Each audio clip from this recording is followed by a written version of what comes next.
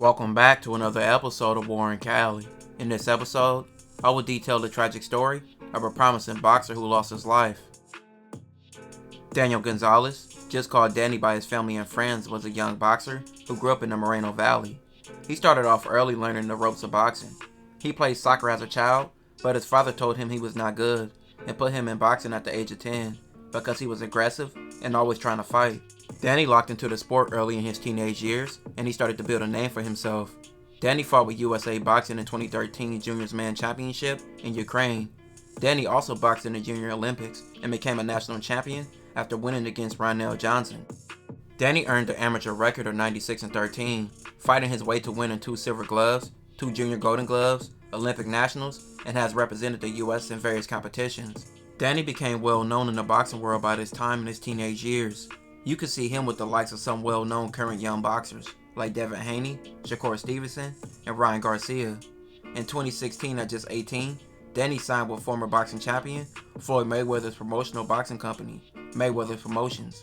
Floyd would say, "There are certain times when you know you just struck gold, and this is one of them." So, you got the attention of a lot of people. Obviously, Floyd Mayweather posted that Instagram post with you and him, you're signed to the money team. Talk a little bit about that moment, man. What was that like for you? It was unbelievable.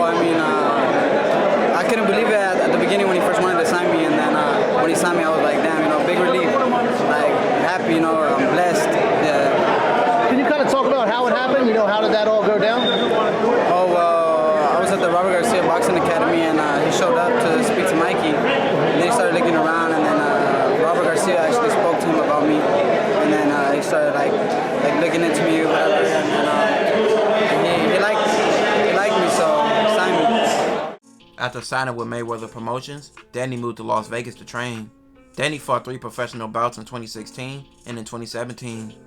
Danny, what do you say about Floyd being here at your fight at 4 in the afternoon, where I've never seen really a big-time promoter this early? This is a young superstar on the rise, and if I could be there for all my fighters, just the other day I went to the boxing gym. So it's so much young talent on the rise, and it's his special night. I've done my talking. It's time for y'all to talk to him. Very marketable kid, very humble, very gracious.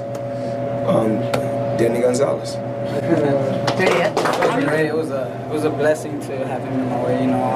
When I was a kid, I dreamed of just meeting him. When I was a kid, I would always look at Mayweather. And my dad used to always tell me, watch him, he's good, right? So every night before my fights, I used to always watch him. Sometime after Danny's April 29, 2017 unanimous decision win in Las Vegas, Danny stepped away from the ring for personal reasons. A close friend would say that Danny was going through hard times trying to find his way back into boxing. Instead of boxing, Danny allegedly began to hang out with more negative influences, which some were gang members from a gang called Moreno Valley Locos, but some people would say this was false. But on his Instagram account, Danny teased about a boxing comeback, but it was too late, and maybe his street ties may have led to the events of Danny's unfortunate demise. Labor Day, September 7, 2020. Danny, a Moreno Valley resident, had been at a residential area in a block of Allies Place, where at 9:08 p.m., deputies received a call of an assault with a deadly weapon. Deputies found 3 victims who were transported to a hospital. Minutes later at 9:21 p.m., Danny was pronounced dead. The shooting also left 2 minors hospitalized with gunshot wounds, though their injuries were described by the Riverside County Sheriff's Department as non-life-threatening. The death of Danny would hit the boxing world. Floyd Mayweather made an Instagram post stating, "R.I.P. champ, gone but never forgotten." He also posted a picture of the two. After the shooting, the shooters fled immediately, but investigators collected evidence at the scene and elsewhere in the city that led to several men being arrested. 2 suspects, Andre, who was 27, and Lee, who was 32, was detained at locations in Moreno Valley and Hemet. The suspect's vehicle was also found and tracked within a few days, leading to everyone being arrested. A 3rd suspect named Joseph, who was 28, will go on a run, but he was later caught weeks later. According to court records, Joseph had prior convictions for possession of controlled substances for sale, illegal possession of a firearm, and driving without a license. Records show that Lee had prior convictions for assault with a deadly weapon, gang activity, and possession of controlled substances for sale, while Andre had priors for possession of illegal drugs, vandalism, and knowingly violating a court-protected order. All 3 were being held in jail with bail of $1 million.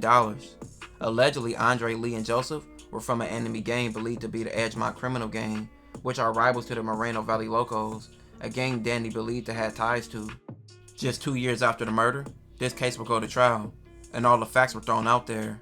On the evening of September 7, 2020, Danny and two minors who I will refer to as AP and DM were talking with a group of other friends in an alley near an apartment complex. At some point, a white car with tinted windows sped down the alley and suddenly stopped by the group. The driver's side faced the group. The man in the front passenger seat stuck his head out the window and over the roof yelled out, "Do y'all bang?"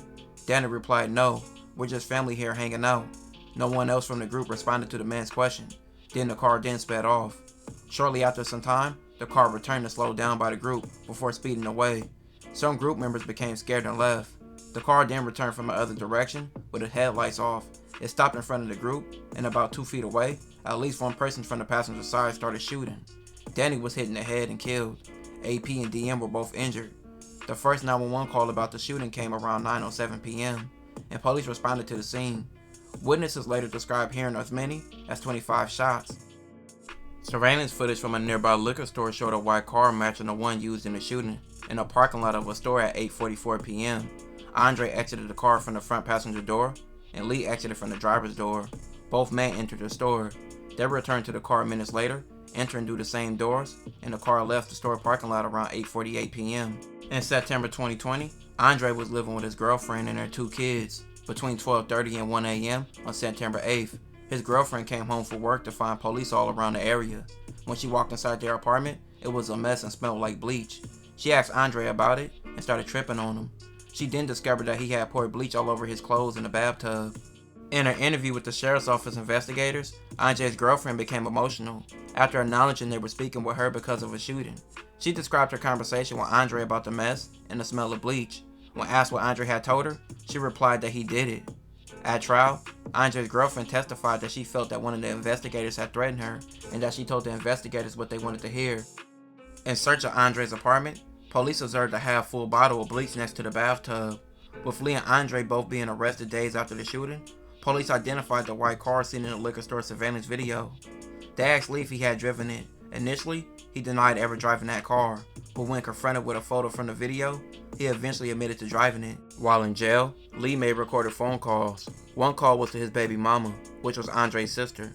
Lee said, "It ain't no point in everybody going to jail. I'ma get your brother home." With the evidence against him, Andre was sentenced to life without the possibility of parole, plus 14 years to life.